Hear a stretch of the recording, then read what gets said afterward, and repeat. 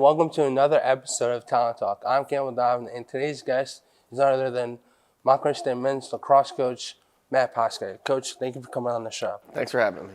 So, you had a great high school career, over 300 goals, over 400 points, national records all over, and three-sport athlete at Clark.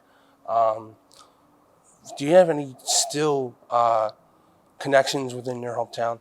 Oh yeah, 100%. Actually, I still live in Clark, and my wife is an English teacher there, and a field hockey coach, and my brother-in-law is actually the athletic director. So still tied in all around. 3 nephews in the school district, and my son as well, and my stepdaughter's a senior there playing field hockey. So I'm still all around, watching tons of multiple games, and whether it's field hockey, football, lacrosse, basketball, football. I enjoy sports all the time, so you can kind of always find me behind that watching a good game here and there.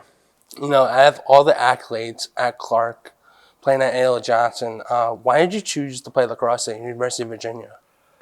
Well, in the whole process of when we play high school athletics, I was fortunate enough to be pretty good in a few, and lacrosse kind of really did take over my junior year. I was doing well in football, and basketball, was probably wasn't horrible at basketball, but lacrosse and football were probably my top 2. And then my junior year in lacrosse, it kind of really exploded. And kind of how the recruiting circuit works, lacrosse became mainstream for me and became, my top choice. And that's how I started going from there, even going into my senior year, playing football, there was some possibility of that. Some offers started to come, but after my junior year, lacrosse really started to push that issue. And then, as crazy as it sounds, even now with the recruiting so early, I didn't commit to Virginia, I think, until maybe October of my senior year, which is rare this time of year, and that's just how it was back then. And I felt, as a high school athlete, a high school student athlete, your first and foremost thing is you're thinking about sports, what you want to go play in college. And but there was a touch of the academic side, and an institution like the University of Virginia, when that offer came, is kind of a no-brainer.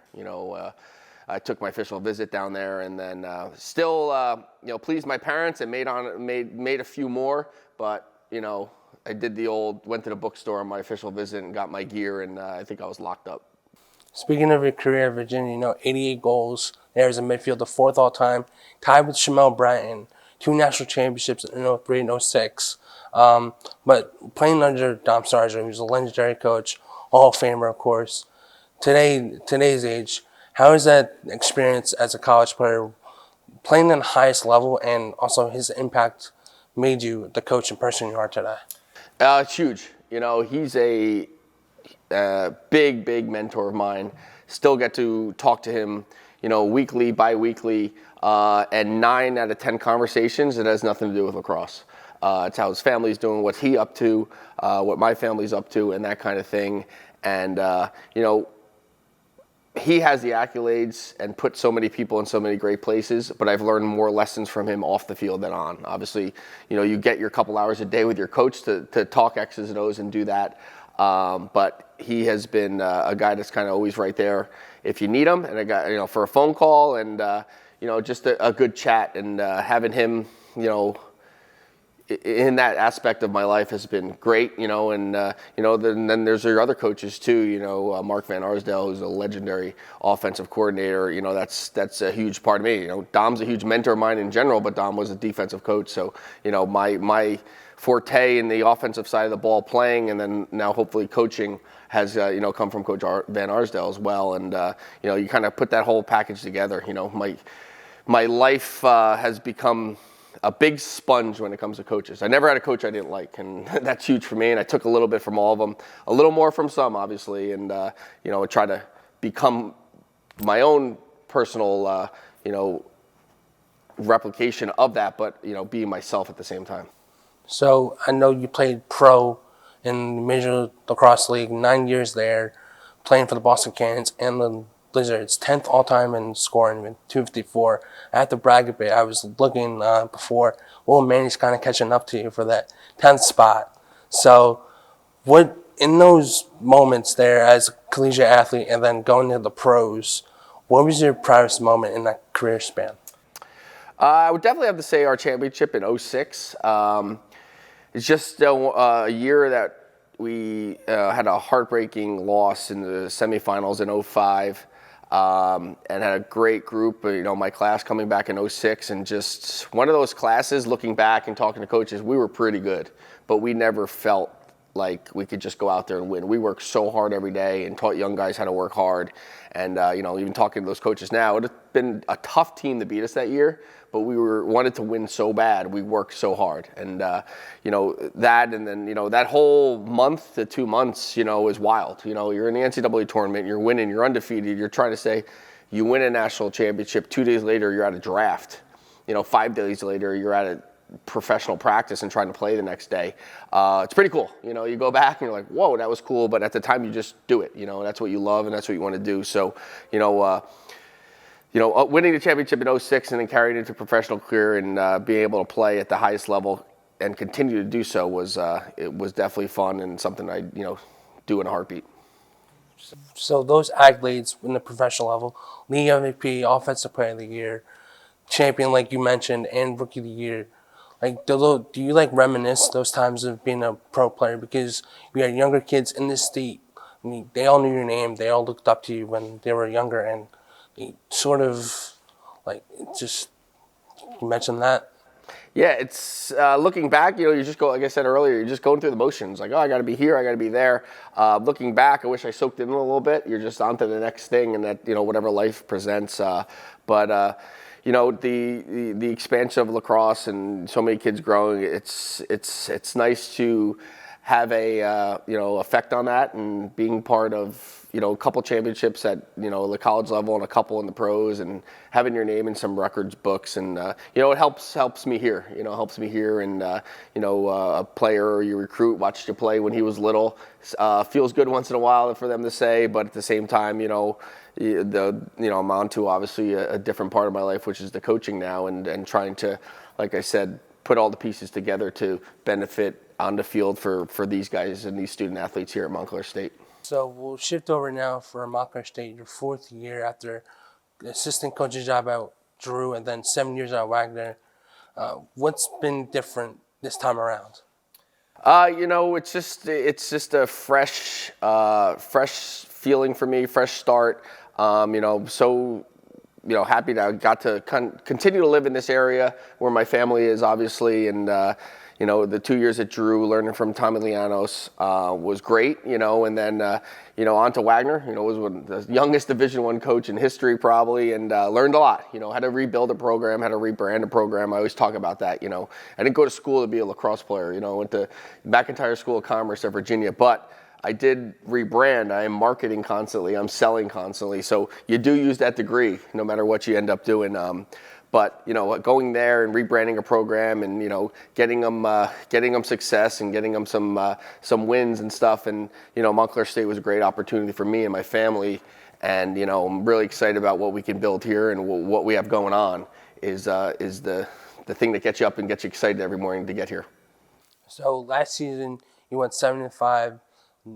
Season-ending loss in the CSAC semifinal matchup against Kane. How has that loss shaped this year's team? You always look back and you learn from everything. You learn from wins and you learn from losses. And obviously we're practicing already. It's snowing out. We're practicing. I told our team yesterday, if we went undefeated last year, if we didn't win a game last year is last year. But you got to learn from it. You got to learn from it. You're a new team. You're a fresh team. You're going to be different.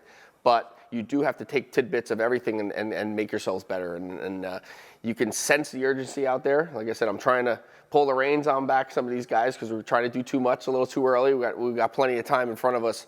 But take little tidbits of what you learned, of what to do, and how, whether we were successful doing it or non-successful doing it, how to make that whole piece and put those puzzle pieces together to, be successful when the quote-unquote real whistle blows. Okay, so this year's team, bunch of freshmen, transfers, senior class, and some fifth years. Who can you see lead the team this season?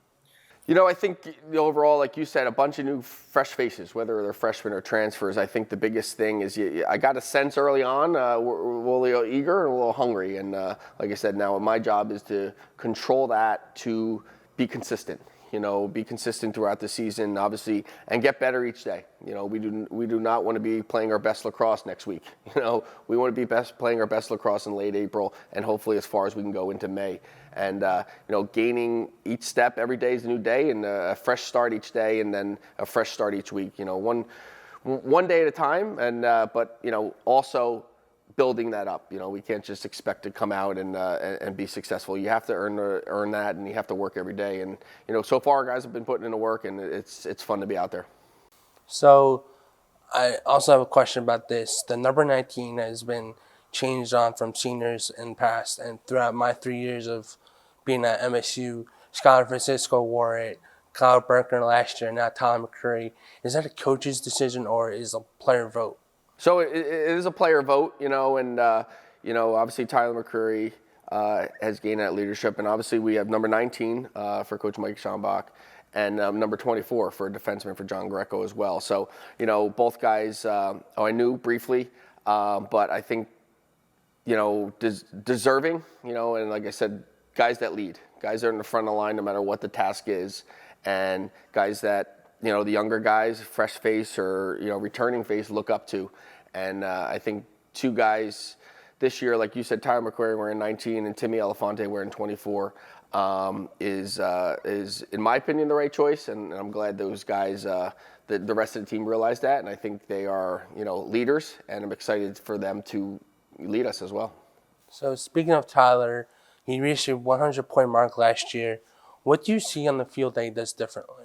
He's always looking for the next step and really trying to push the issue no matter where he can. He's got the skill set, he's got the speed, and he can constantly change and adapt on the fly. I think that's one thing that really benefits him is he can really get a sense of how the game's going and either push the issue or not. He's a smart player. And like I said, I think he knows how to use his speed. He knows how to use his stick skills, and he's adaptable. His first year as a midfielder, and now he's attack. And I think we used him in the midfield a couple times last year. So I think he's more settled in right now. But the fact that he can adapt and knows what to do at certain times of the game is the most important thing. That as a coach, you kind of need that guy out there. So him and his brother Michael, they're combined 143 points, of course. Michael is still growing factor, but how is their chemistry improved?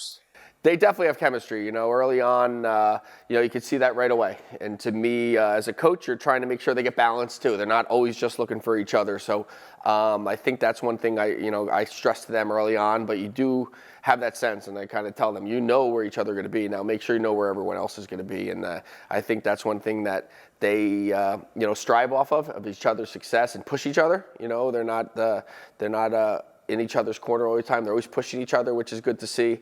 And I think they do benefit off each other's success, which keeps the ball rolling in the right direction for both of them. Okay, so some team goals. What's the overall team goal for this season?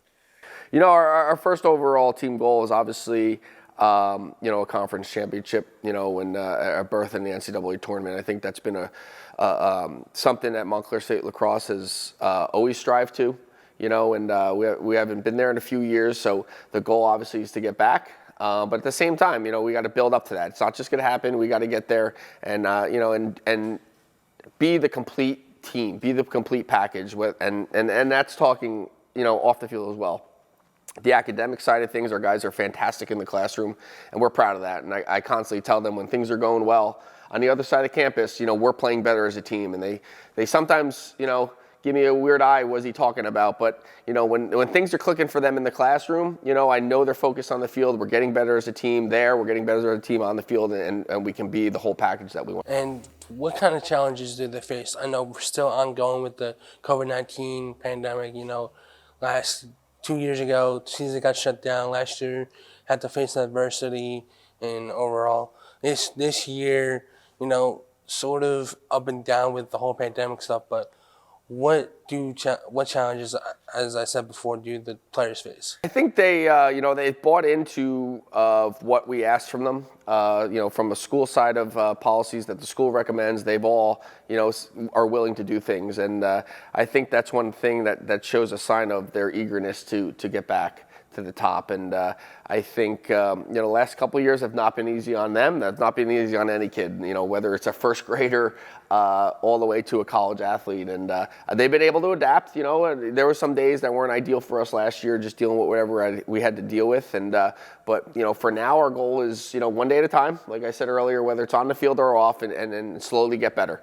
And if adversity finds us, we're going to find a way around it, or over it, or through it. And take the next day from there, and then be playing our best lacrosse. Like I said, be our best in the classroom in early May, and be our best on the field in early May. Now we're gonna do some rapid fire questions. You can take all the time you want to think about it. All right. So my first question: STX or Brian? Whoa. I would go STX. It was one of my first sticks. Used both, but I haven't thought about that one. So that's my rapid fire answer. Big defensive stop to win the game, or a last second goal? As an offensive guy, a last second goal, overtime goal. Are you an early bird or a late riser? I think everyone in this vicinity will tell you I'm an early bird. Love to get up early, get some work done, and definitely never slept in, I don't think, in the last 20 years. I should know that answer. You should know that answer. Favorite pregame meal?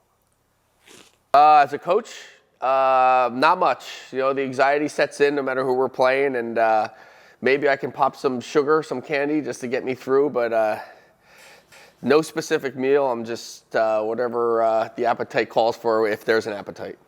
Favorite athlete growing up? I only question that one because I love all sports. But I still am a huge New York Ranger fan. I would say Mark Messier. So you're from New Jersey, of course. Myself, I am. Pork roll or Taylor ham? Taylor ham. Good answer. Thank you. The only right answer. What was your dream job when you were younger? I don't know. I'm not back. I did find some old papers in my parents' house of my name. I had photocopies made of my name on multiple colleges' lacrosse letterhead that I made with different colors. So as crazy as it sounds, maybe I came full circle here. And just growing up, I love sports. My father took me everywhere to go watch games, no matter what it was, a high school game, and I find myself still doing that. A high school game, a good college game in the area, lacrosse, football. But like I said, maybe I had a little inkling of what I wanted to do, but I love being on the field, coaching, playing, anything of that nature, and maybe it was coaching something. And last one: what advice will you keep forever? What piece of advice, will you keep it forever? Kind of stay positive. I'm one of those people that you can find around here, wherever I am, kind of in a light mood, in a positive mood. I don't like to be too down. I try to get past things and look forward to the next opportunity to have a good moment. I don't let things linger negatively with me, and I think that's one thing that I attribute to just trying to get to the next, trying to be excited about something, trying to be positive about the things of anyone's future, personal future, or team future. Coach, thank you for coming on today. Appreciate it. Thanks for having me, Campbell. Tune in next week for another episode of Talon Talk. I'm Campbell Donovan from Red Up Sports Network.